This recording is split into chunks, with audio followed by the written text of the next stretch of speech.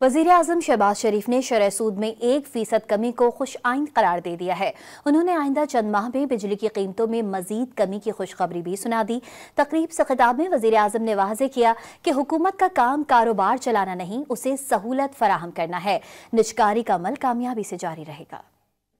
बिजली के रेट जब तक कम नहीं होंगे, इंडस्ट्री और एक्सपोर्ट्स ज़राअत तरक्की नहीं कर सकती। उसके लिए हम शबाना रोज़ काविशें कर रहे हैं और इंशाअल्लाह अल्लाह ताला के फजल करम से बिजली के नरखों में खातर खा कमी आएगी इंशाअल्लाह अगले चंद महीनों में।